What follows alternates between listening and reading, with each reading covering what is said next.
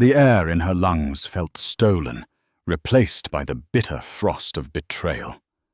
Isabella clutched the positive pregnancy test in her trembling hand, a tiny secret she'd flown across the country to share. This was supposed to be the perfect moment, the triumphant arrival at the new life her husband, Julian, had built for them. She stood at the marble entryway of their colossal mansion, a palace he called Our Future. But as she stepped inside, the sound of a soft melody reached her ears, a song meant for a wedding aisle, and there, reflected in a floor-to-ceiling mirror, was a woman in a magnificent white gown. It was a gown Isabella had never seen on a woman she knew all too well. This wasn't her future. This was her nightmare. The California sun was a benevolent god casting a golden sheen over the rolling hills of Napa Valley. For Isabella Rossi, that gold was the color of her life. At 26, she was married to Julian Croft, a man whose name was synonymous with tech innovation and old money prestige. Their love story was the stuff of modern fairy tales, a whirlwind romance, a dazzling society wedding, and a future that promised to be as bright and boundless as the Pacific horizon. Isabella traced the rim of her coffee cup, her gaze drifting to the panoramic view from their San Francisco penthouse. They had been married for 2 years, and while Julian's work often took him away, his affection had always felt like a constant, a lighthouse guiding her through the occasional loneliness. He was currently finalizing the last details of their true home, a sprawling estate in Napa he'd christened the Serafina Estate, a testament, he said, to her angelic presence in his life. He'd been there for 3 months, overseeing every detail, promising a grand reveal that would be the start of their family life. A smile played on her lips as her hand drifted down to her still flat stomach. The secret she held was the final perfect piece of their puzzle. 2 days ago, a simple test had confirmed her deepest wish: she was pregnant. She had pictured telling Julian 1,000 times. Under the stars on the new veranda of the Serafina, over a candlelit dinner, he would have arranged her hand, covering his, as she whispered of the news that would change their lives forever. But patience had never been her strong suit. The desire to see his face, to be in his arms as she told him, was an irresistible force. A surprise visit is exactly what he needs, she'd told her best friend Chloe over the phone. He's been working himself to the bone. I want to bring the celebration to him. Chloe, ever the pragmatist, and a razor-sharp litigator, had sounded a note of caution. Are you sure Izzy men like Julian? They live by their schedules. A surprise can sometimes throw a wrench in the works. It's a good wrench, Isabella had laughed, dismissing the concern. The best wrench, he'll be thrilled. So she booked a flight, her heart aflutter, with the kind of giddy excitement she hadn't felt since their wedding day. The drive from the local airport to the estate was a journey through paradise. Ancient oak trees lined the private road, their leaves dappling the sunlight. Vineyards stretched out in immaculate rows, the grapes heavy on the vine. And then she saw it. The Serafina estate was not a house, it was a monument. A symphony of Tuscan architecture and modern glass, it stood proudly on a hill overlooking the entire valley. It was more magnificent, more imposing than any of the pictures Julian had sent. A lump of pure joy formed in her throat. This was their home, the place their child would grow up. She parked her rental car, her hands slightly clammy on the steering wheel. Julian's sleek black Aston Martin was parked near the grand entrance, but there were other cars too, a Range Rover, a Mercedes sedan, caterers perhaps, or decorators for the finishing touches. It only added to her excitement. The heavy oak doors were slightly ajar. She pushed one open, stepping into a foyer that was cathedral-like in its scale. A double staircase of polished marble swept upwards, meeting at a landing before a colossal window that framed the valley beyond. The air smelled of fresh lilies and roses. For a moment, she was so overwhelmed by the grandeur that she didn't register the music. It was a soft instrumental version of a familiar song. Pachelbel's Canon in D. Her song. The song she had walked down the aisle to, a strange, cold unease began to snake its way through her joy. Why would Julian be playing that? Was he feeling sentimental? "Julian," she called out, her voice echoing in the cavernous space. "Honey." "I'm here." There was no answer, only the continuing melodic refrain of the music. She walked further in her heels, clicking softly on the marble. The main hall opened into a grand ballroom, a space designed for hundreds of guests. Champagne flutes were arranged in a glittering pyramid on one table. Canapés sat untouched on silver trays. White roses and peonies were everywhere, arranged in breathtaking displays. It wasn't set up for a reveal. It was set up for an event. A wedding. Isabella's breath hitched. A surprise for me, she thought, a wild, improbable hope flickering within her. A vow renewal. But that didn't make sense. Why wouldn't he have told her to come? She moved towards the far end of the ballroom, towards a set of tall, arched windows that overlooked the back gardens. And there, standing before a full-length gilded mirror, was a woman. The woman was a vision in white. A couture wedding gown, beaded with what looked like thousands of tiny pearls, hugged her slender frame. A gossamer veil was pinned in her perfectly coiffed blonde hair. Isabella knew that hair. She knew that posture. As Isabella watched frozen in the doorway, the woman adjusted the veil, her reflection staring back at her. Her lips curved into a triumphant, satisfied smile. It was a smile Isabella had seen before at charity galas and corporate events, always on the arm of some visiting dignitary or rival CEO. It was Amelia Thorne, the daughter of Marcus Thorne, Julian's biggest business rival. The blood drained from Isabella's face. The pregnancy test in her purse suddenly felt like a lead weight.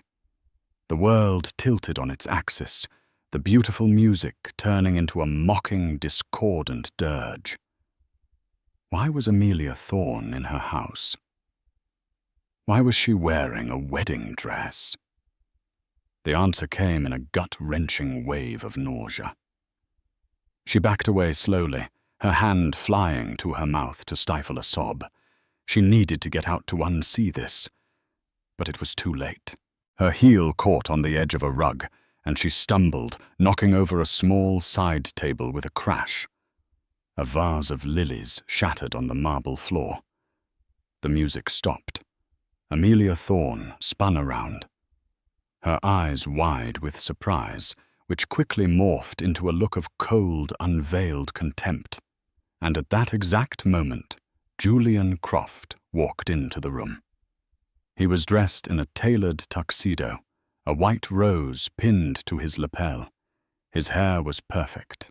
His smile was bright, and it died the instant he saw Isabella standing amidst the wreckage of the lilies, her face a mask of utter devastation.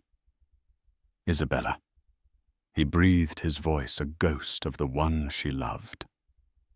What are you doing here?" The question, so absurdly inadequate for the horror of the moment, broke the spell. The ice in Isabella's veins turned to fire. The love, the joy, the hope she had carried with her on the flight, it all curdled into a singular, agonizing question that clawed its way out of her throat. "What am I doing here, Julian?" she whispered, her voice trembling with a rage she had never known. "The better question is, what is she doing in my husband's house, wearing a wedding dress?" The silence that followed was heavier and more suffocating than any tomb. Julian stood frozen between the two women, his wife clutching her stomach as if to protect their unborn child from the scene, and his mistress standing defiantly in the gown that was meant to seal a union of betrayal. The fairy tale had just ended, and a nightmare had begun. The tableau held for an eternity. Isabella the picture of broken trust, Julian a statue of guilt, and Amelia a predator whose surprise had turned to smug possession. It was Amelia who broke the silence, her voice as smooth and cold as the marble floor. "Well, Julian," she said, her eyes flitting dismissively over Isabella as if she were a piece of misplaced furniture. "Aren't you going to introduce us? Though I suppose we've met." Julian finally moved, taking a step not towards Isabella, but instinctively defensively towards the center of the room. "Isabella, listen. This is not what it looks like." Isabella let out a hollow, bitter laugh that sounded alien even to her own ears. "Not what it looks like. Are you blind, Julian? Or do you think I am? There is a woman who is not your wife wearing a wedding dress in a house decorated for a wedding. What part of that am I misinterpreting?" Her voice rose with each word, shaking with the force of her pain. "She's right, Julian." "It's exactly what it looks like," Amelia chimed in, stepping forward.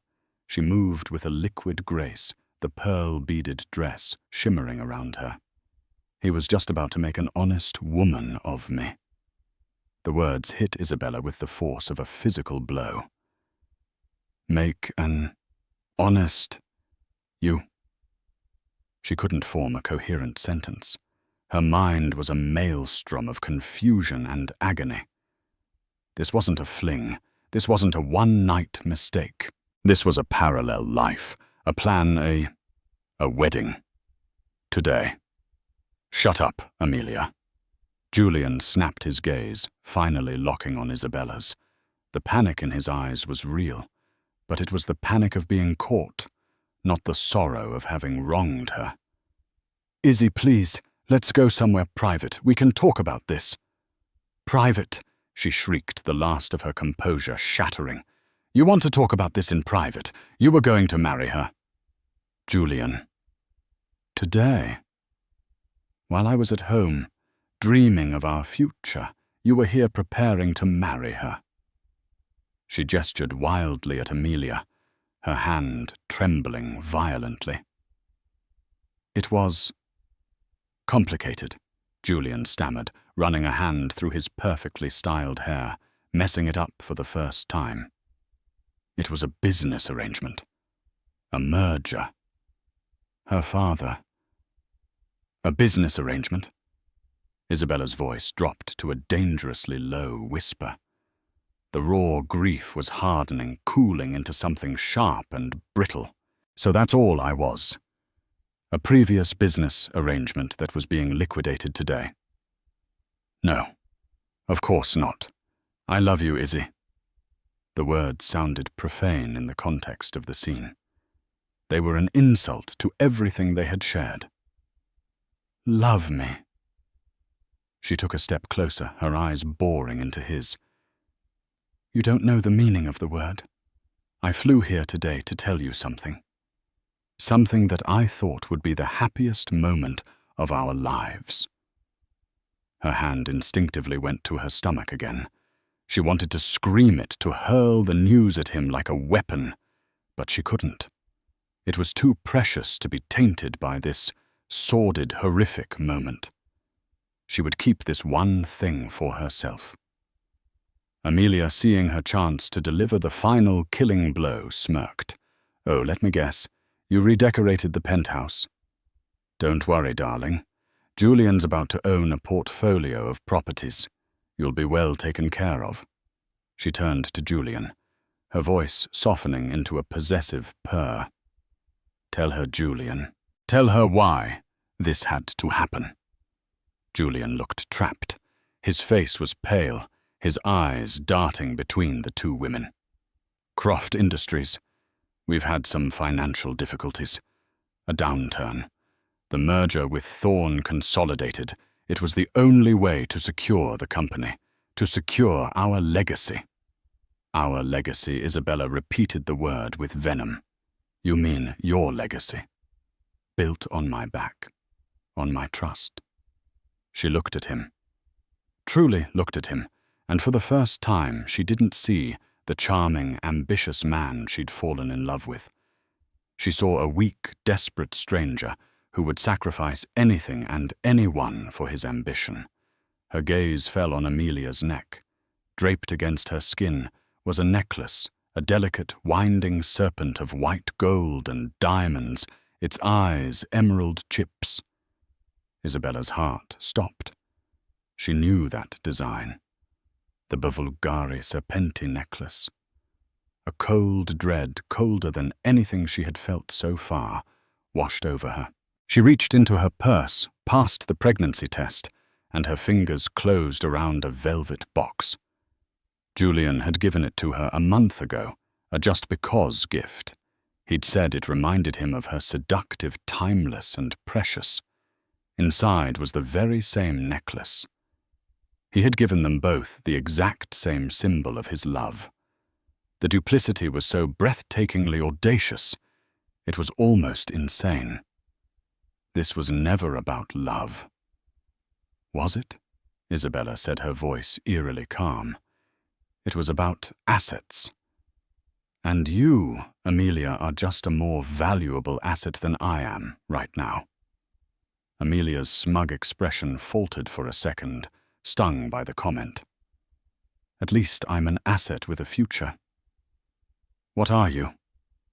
Before Isabella could respond, the sound of measured, heavy footsteps echoed from the foyer. A woman appeared in the doorway of the ballroom. She was in her late 60s, impeccably dressed in a Chanel suit the color of steel.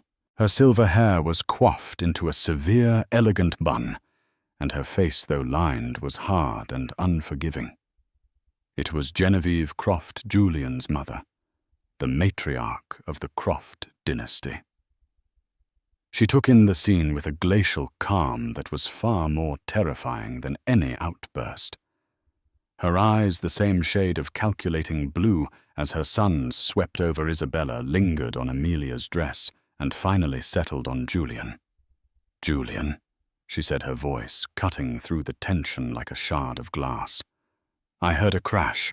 I see you've failed to manage the situation. How utterly disappointing." She didn't address Isabella at all as if she were an apparition. She walked directly to Amelia. "My dear Amelia, you look stunning. A perfect bride for a Croft." She adjusted a fold in the wedding dress, a gesture of ownership. Then she turned her icy gaze to Isabella. "Miss Rosie," she said pointedly, using Isabella's maiden name. "I believe you are trespassing. This is a private event." The insult was so profound, so utterly dehumanizing that for a moment Isabella couldn't breathe. She wasn't his wife. She wasn't family. She was Miss Rosie, a trespasser. "This is my home," Isabella managed to say, her voice cracking. Julian and you are a chapter that has now concluded," Genevieve stated as if closing a ledger. "Circumstances have changed. The family requires stability, and that is what the union with the Thornes provides. I'm sure you can understand. It's just business." There it was again. That phrase. It's just business. The Croft family motto, apparently. A justification for any cruelty, any betrayal. Julian, bolstered by his mother's presence, finally seemed to find his footing. He straightened his tuxedo, his expression shifting from panic to a sort of resigned authority. "Mother's right, Isabella. This is for the best. For everyone.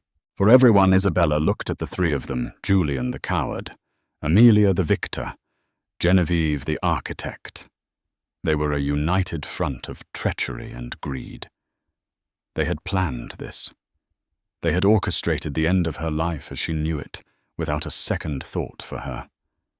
The fight went out of her, replaced by a deep, chilling clarity. She wasn't going to win. Not here, not today. Surrounded by them in this monument to their lies, she was powerless. Her only recourse was to escape. Without another word, she turned her back on them. She walked away, her steps unsteady, but deliberate. She walked past the shattered lilies, past the pyramid of champagne glasses, through the grand foyer, and out the heavy oak doors into the searing, indifferent California sun. She didn't look back. She couldn't. She got into her rental car, her hands shaking so badly she could barely fit the key in the ignition. As the engine roared to life, she caught a glimpse of them in her rear-view mirror, standing in the doorway of their palace. Julian, Amelia, and Genevieve. A perfect family portrait of monsters. She drove away from the Serafina estate, a name that now sounded like a sick joke. She drove with a shattered heart, a stolen future, and a secret in her womb that was now hers, and hers alone. The fairy tale was over. The war had just begun. The drive back to San Francisco was a blur of tears and tarmac. Each mile that separated her from Napa was a mile further from the woman she used to be. The naive, trusting Isabella was gone, incinerated in the cold fire of Julian's ballroom. In her place was a woman, hollowed out by grief, every breath a ragged effort.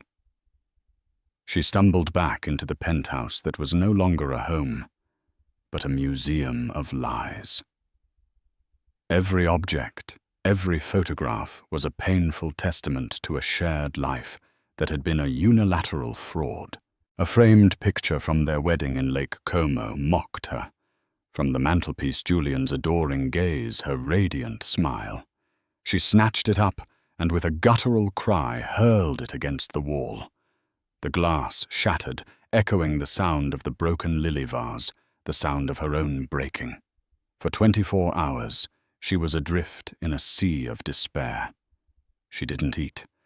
She didn't sleep.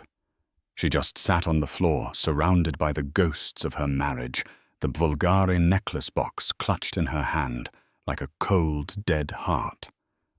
The world had shrunk to the 4 walls of this gilded prison.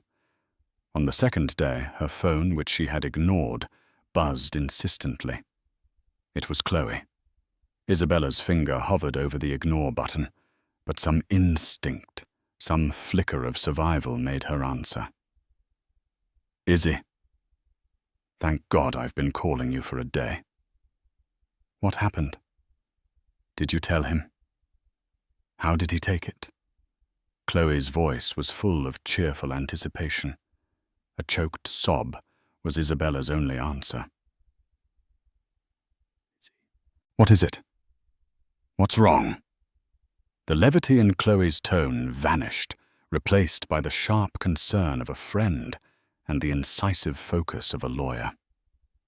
Through broken sentences and ragged breaths, Isabella told her everything. The drive, the house, the music, the dress.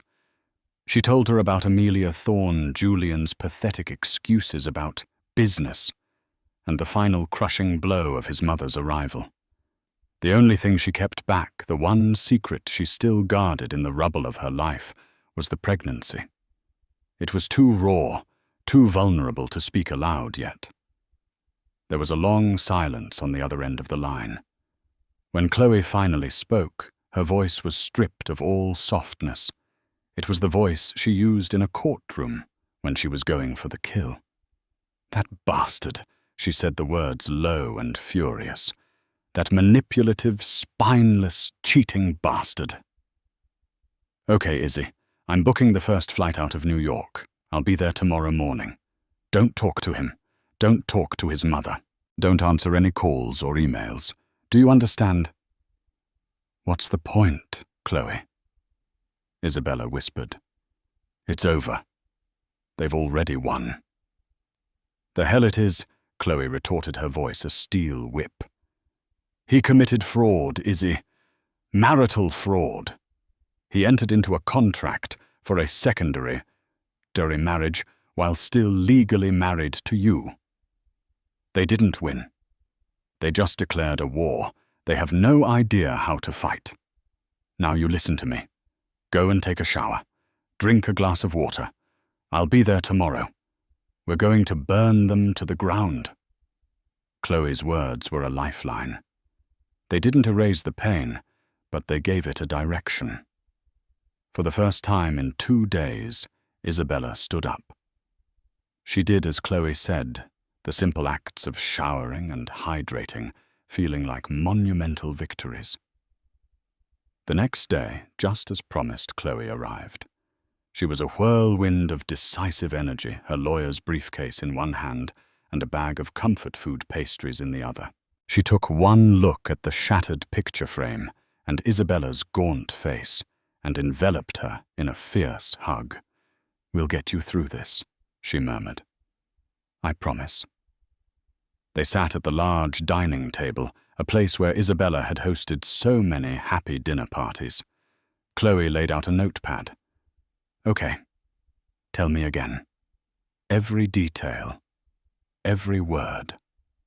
As Isabella recounted the story, Chloe took meticulous notes. When Isabella mentioned Genevieve Croft, Chloe's pen stopped. "Genevieve Croft," she said slowly. "The Ice Queen. She's the real power behind the throne. Julian is weak, but she's ruthless. She will see you as a liability to be managed and discarded." As if on cue, Isabella's phone rang. The caller ID was a private number. Chloe nodded at her. "Put it on speaker." Isabella answered, her heart pounding. "Isabella." The voice was unmistakable. Genevieve Croft. Cold, imperious, and utterly devoid of emotion. "I trust you have returned to San Francisco and have had time to process the new reality." "What do you want?" Isabella asked, her voice tight. "I am a pragmatist, as I hope you are." Genevieve continued, ignoring the question. "There is no need for this to become a messy public affair. It would be damaging for everyone, yourself included. The press can be so vulgar." Chloe was scribbling furiously on her notepad, threatening me with public shame. "The Croft family is prepared to offer you a generous settlement," Genevieve went on. "A lump sum payment, the deed to the penthouse, and a non-disclosure agreement that will ensure your discretion and our privacy. Think of it as a severance package for your time with my son." Severance package. The phrase was so corporate, so clinical, so utterly insulting. It was the price of 2 years of her life, of her love of the child she was carrying. Isabella looked at Chloe, who shook her head subtly, her eyes blazing. "I'll have to think about it," Isabella said, her voice surprisingly steady. "There is nothing to think about." Genevieve's tone hardened. "This is a more than fair offer. I will have our lawyers draft the agreement and send it to you. You have 48 hours to sign. After that, the offer is rescinded, and we will proceed with the divorce on our own terms, which I assure you will be far less comfortable for you." The line went dead. Isabella stared at the phone in horror. "She's trying to buy me off and threaten me in the same breath." "Of course she is," Chloe said, a grim smile on her face. "This is good, Izzy. This is a mistake on their part. They're arrogant. They're underestimating you, and they're showing their hand." She tapped her pen on the pad. "They want this quiet because they have something to hide. Julian mentioned financial trouble. a merger with Thorn. This sham marriage was the collateral. This isn't about love or romance. It's a desperate corporate maneuver. And you, my friend, are the inconvenient loose end. Isabella's mind went back to the Buvulgari Serpenti necklace. She opened the box and placed it on the table next to Chloe's notepad. "He gave this to me a month ago," Isabella said, her voice hollow. "Amelia was wearing the exact same one at the wedding." Chloe picked up the necklace, her eyes narrowing as she examined the exquisite craftsmanship. The snake. How fitting. A symbol of rebirth, but also of poison and deception. He literally branded both of you with his duplicity. She placed it down carefully. "This is more than an insult, Izzy. It's evidence. It shows premeditation. He was placating you while planning his new life with her. A jury would eat that up."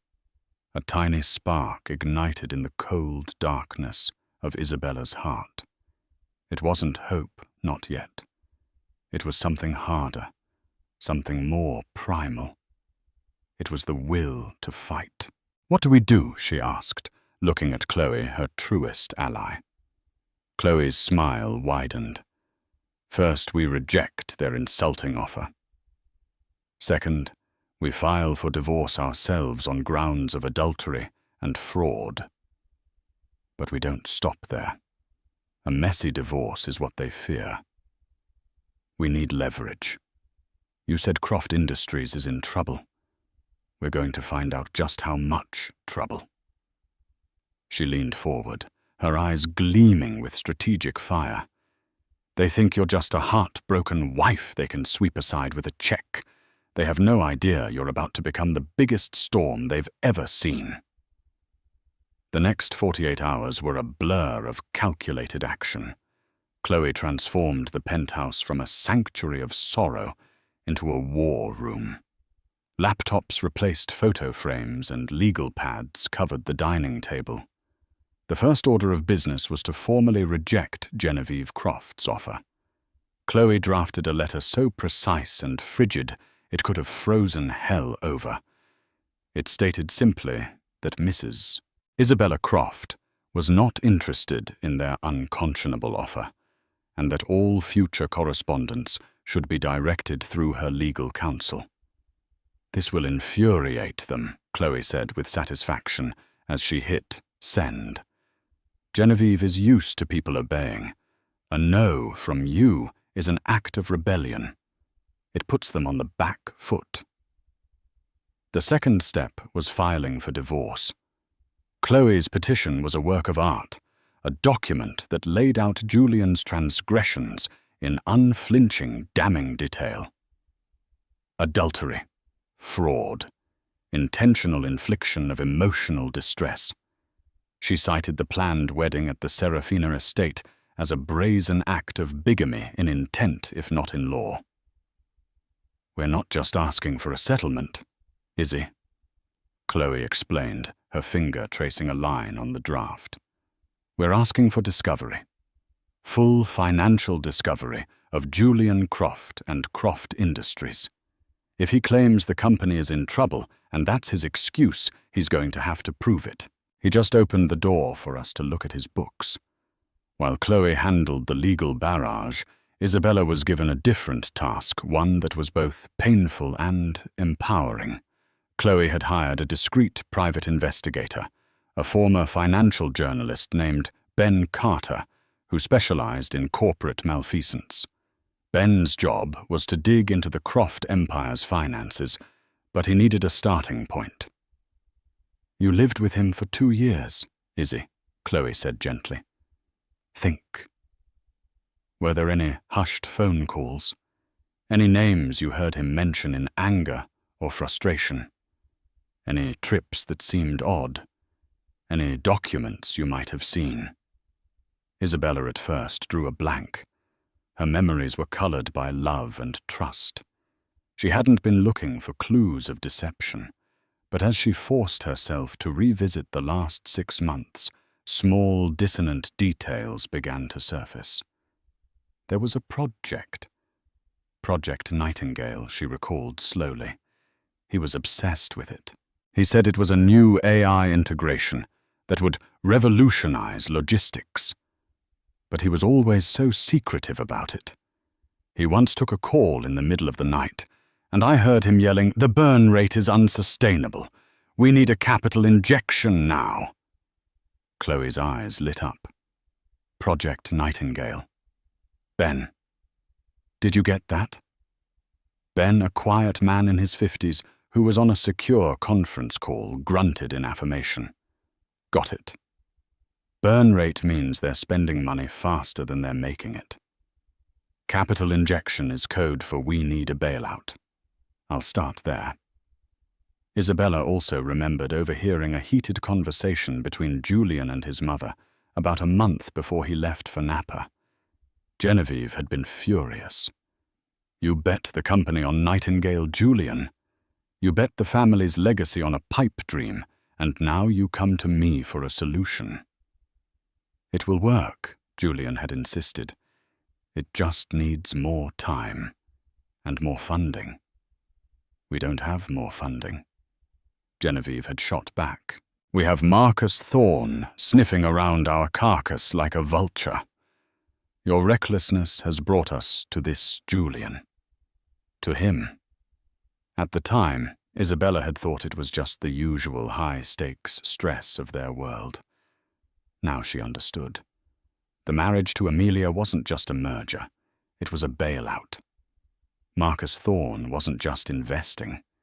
He was feasting on their failure. Julian hadn't sold his soul for power. He'd sold it to cover a catastrophic failure. Armed with these new keywords, Project Nightingale burn rate capital injection. Ben Carter went to work. Within days, he began to paint a grim picture. Using a combination of public records, off-the-record sources in the financial world, and forensic accounting, he uncovered the truth. Project Nightingale Croft Industries' great hope was a colossal failure. The technology was flawed, the launch had been a disaster, and it had drained hundreds of millions of dollars from the company's coffers. Croft Industries was leveraged to the hilt bleeding cash and on the verge of insolvency. The stock price was being artificially propped up by a series of misleading press releases, a practice that bordered on securities fraud. The merger with Thorne Consolidated wasn't a partnership. It was a hostile takeover disguised as a marriage alliance. Marcus Thorne knew Julian was desperate. He had agreed to absorb the company, save the Croft name from public disgrace, and install Julian as a figurehead president. The price for this salvation was Amelia's hand in marriage, a medieval-style contract to seal the deal. My God, Isabella breathed, looking at the report Ben had compiled. It's all a lie. The whole company. They're a house of cards, Chloe said, her expression grim. And Genevieve's little NDA was meant to keep you from being the gust of wind that blows them over. If you were to go public with this, with the story of why he tried to marry Amelia and tie it to the failure of Project Nightingale, it would trigger an SEC investigation. It would cause a panic among their remaining investors. It would be the end of them. The power dynamic had shifted completely. Isabella was no longer the victim. She was the one holding the detonator. The weight of this knowledge was immense. For a moment she felt a pang of the old loyalty, a whisper of the love she once had for Julian. Did she really want to destroy him, to obliterate his family's legacy? Then she thought of him standing there in his tuxedo, telling her it was for the best. She thought of Genevieve, calling her a trespasser. She thought of Amelia's smug, victorious smile. And most of all, she thought of the tiny, innocent life growing inside her, a life that deserved a future free from the toxic poison of the Croft dynasty. Her resolve hardened into diamond. This wasn't about revenge anymore. It was about justice. It was about ensuring that her child would never be a pawn in their cruel games. They're hosting the annual Croft Foundation Legacy Gala in 2 weeks, Isabella said, a new steely calm in her voice.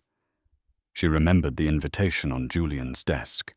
It was the pinnacle of their social calendar, an event where they paraded their philanthropy and power in front of the city's elite. Julian will be there. Amelia will be on his arm. Genevieve will be presiding over it all like a queen. Chloe looked at her, understanding dawning in her eyes.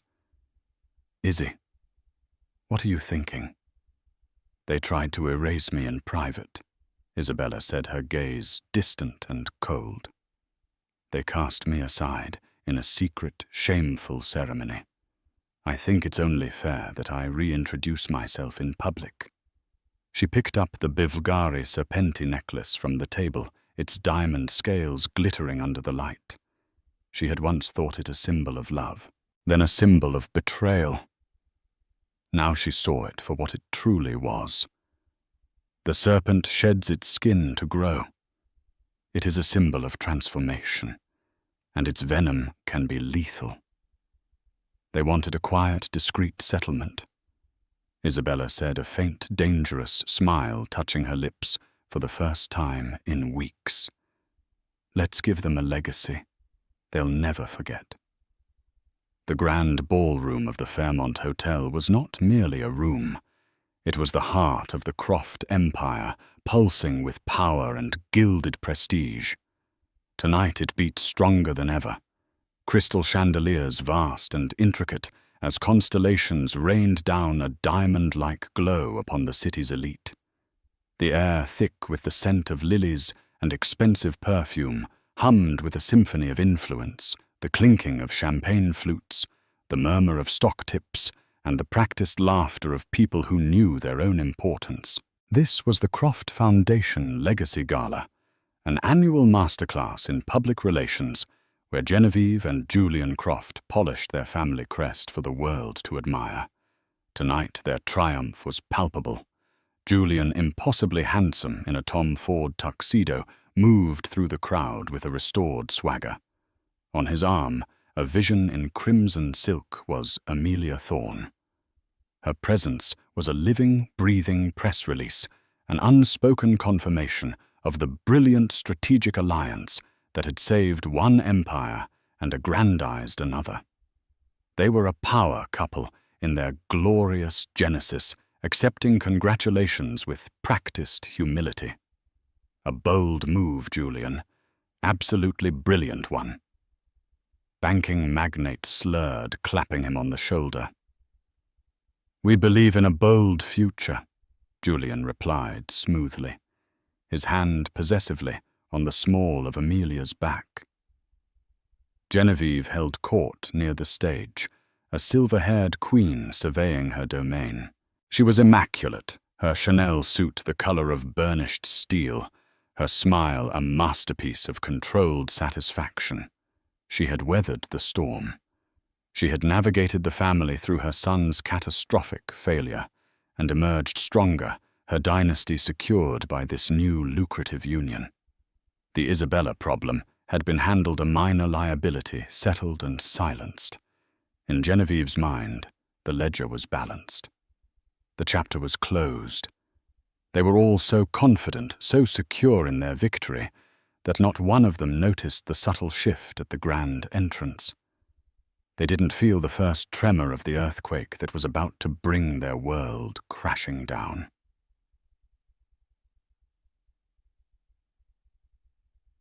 Outside in the cool San Francisco night, Isabella sat in the back of a black town car. The distant sounds of the gala were a muffled thrum against the window. She was wearing a gown of midnight blue silk, a column of quiet defiance.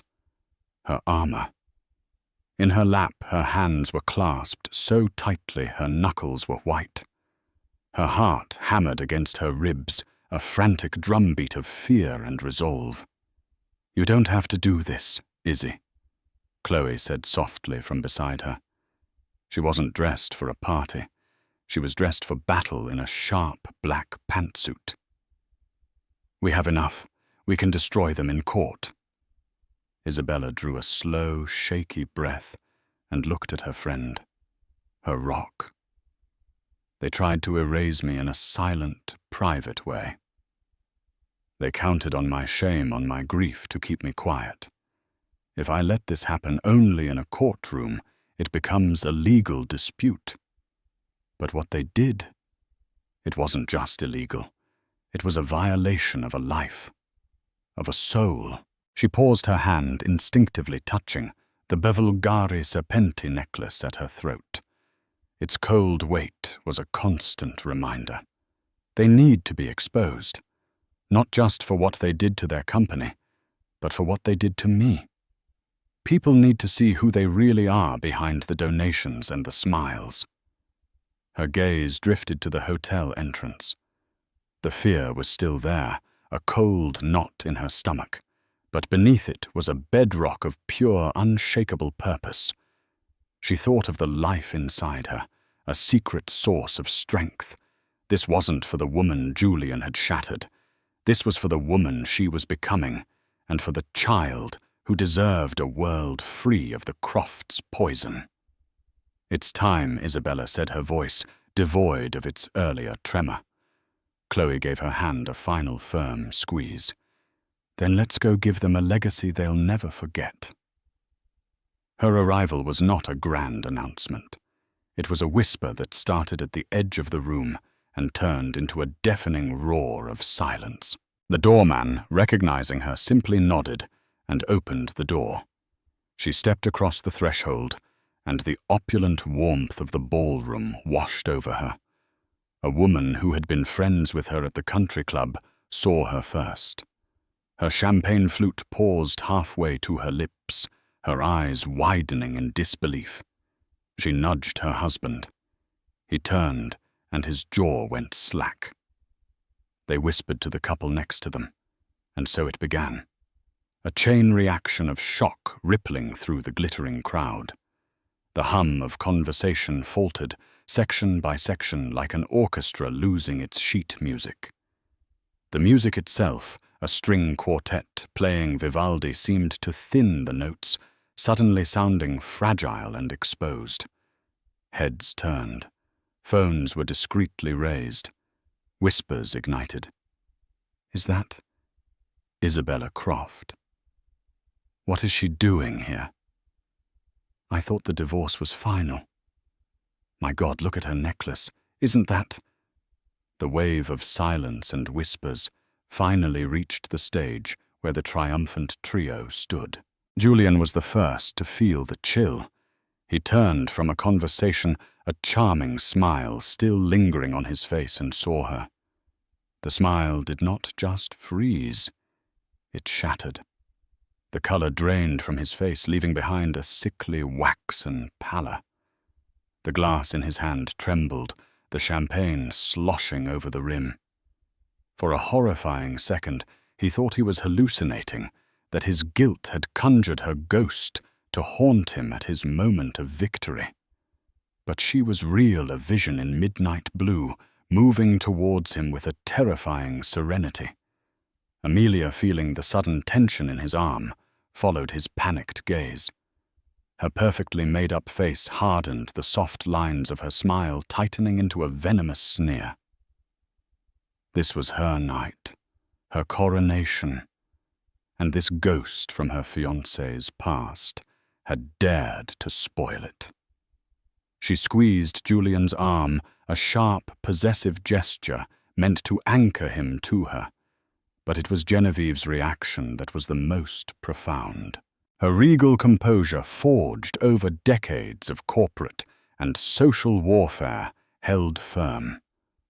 Her smile did not falter, but it became a rictus, a thin, bloodless line. A deep Arctic cold emanated from her, more chilling than any scream. Her eyes, the color of a winter sky, narrowed into calculating slits. She wasn't just looking at Isabella.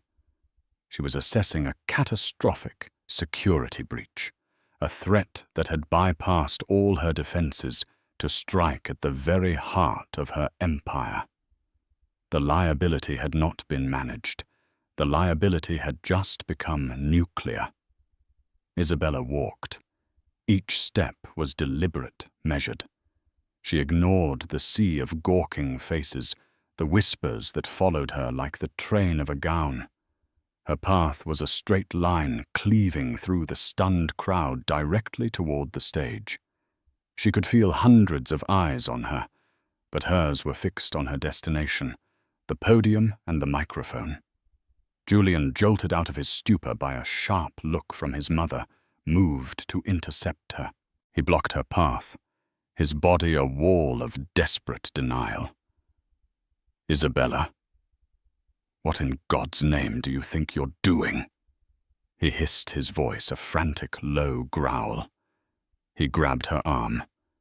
"You can't be here. This is a private event. You need to leave. Now!" His touch was repulsive. She looked down at his hand on her arm, then up at his face, her expression one of utter detachment, as if studying an insect.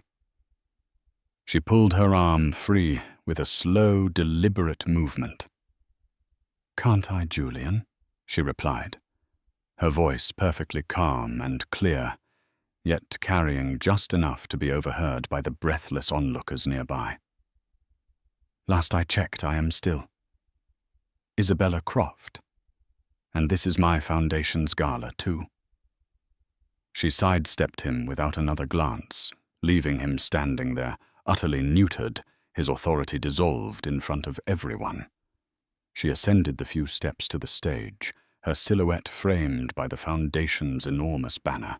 The event's master of ceremonies, a local news anchor, stared at her. His mouth agape, cue cards forgotten in his hand. Isabella walked to the microphone. She adjusted it slightly, the small movement echoing like a gunshot in the cavernous, silent hall. She looked out at the assembly, 1,000 frozen faces, and took a final deep breath. "Good evening," she began. Her voice, amplified, was a melodic arrow of pure steel. "My name is Isabella Rossi Croft. For the past 2 years, you have known me as Julian Croft's wife. I see many of you are surprised to see me here tonight. I'm sure you're even more surprised to see me alone." She let the statement hang in the air, a formal declaration that the rumors were true. Her eyes swept the room before landing on the frozen trio at the side of the stage.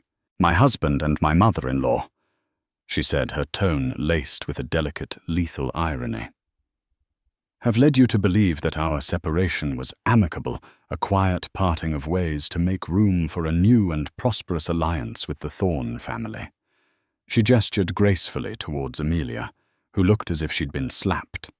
"A business decision, they called it."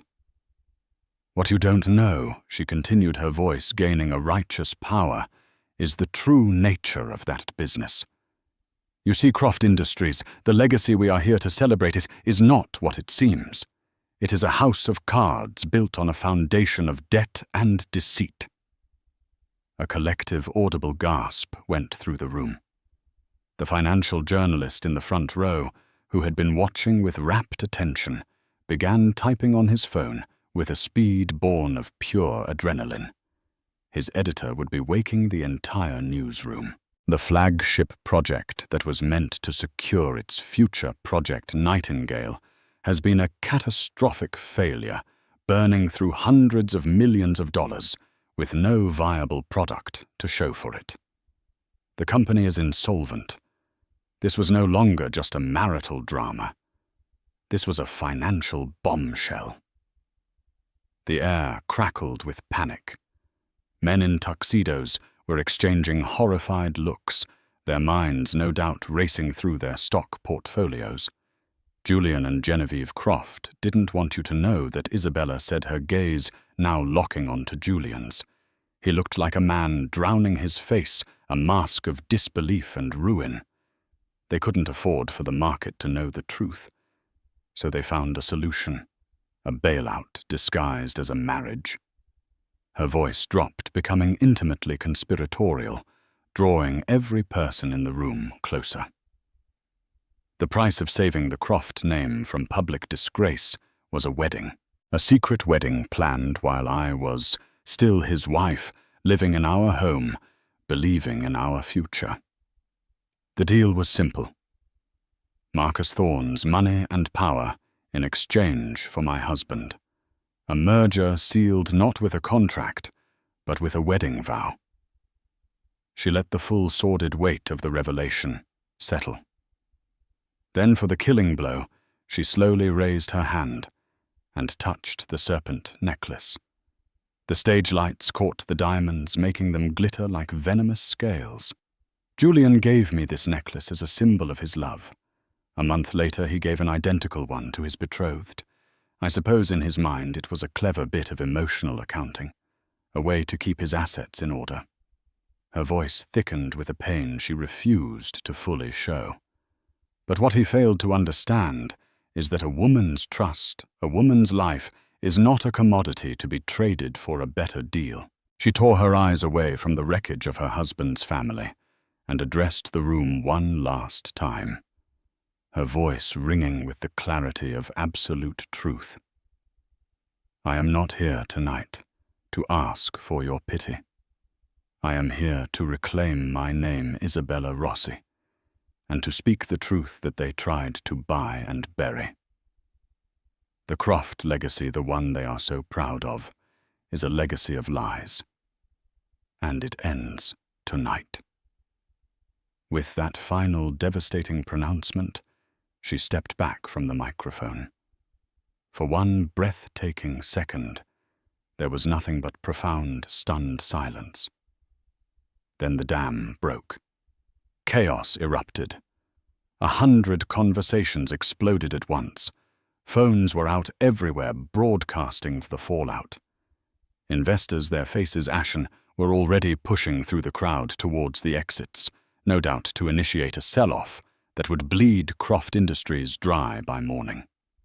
Genevieve's iron control finally snapped. The mask of civility disintegrated, revealing the raw, feral rage beneath. With a snarl that was shockingly animalistic, she lunged towards Isabella. Her hands clawed.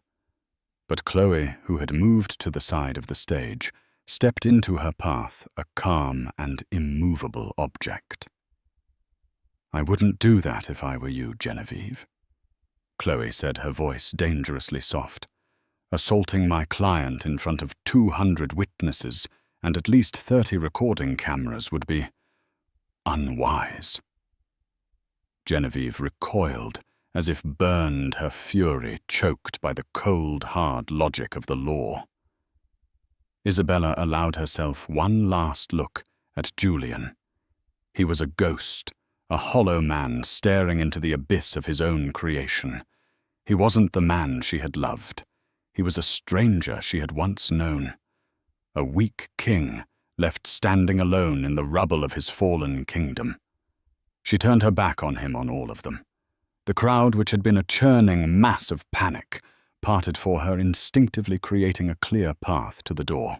Their expressions were no longer just gawking. They were a mixture of awe, pity, and a grudging, profound respect. She walked through them, her head held high. She stepped out of the grand ballroom, leaving the inferno of chaos behind her. The cool, clean night air hit her face a welcome balm. It felt like the first breath of a new life. The serpent had not just shed its skin. It had burned the whole forest down. And from the ashes she would rise. From a shattered dream in a Napa mansion to a triumphant stand in the heart of the city, Isabella's journey was one of unimaginable pain and incredible strength. She refused to be a silent victim, a footnote in a rich man's biography. Instead, she transformed her deepest betrayal into her greatest weapon, not for revenge, but for justice and truth. Her story is a powerful reminder that our deepest wounds can forge our strongest armor, and that true power isn't about wealth or legacy, but about the courage to speak your truth even when your voice shakes. She walked away not just from a marriage, but from a world of lies, ready to build a new life on her own terms for herself and the child who would now know only a legacy of strength. If Isabella's story of resilience and empowerment moved you, please show your support by hitting that like button. Share this video with someone who needs a reminder of their own strength. And don't forget to subscribe to our channel for more unforgettable stories of justice and redemption. Thank you for listening.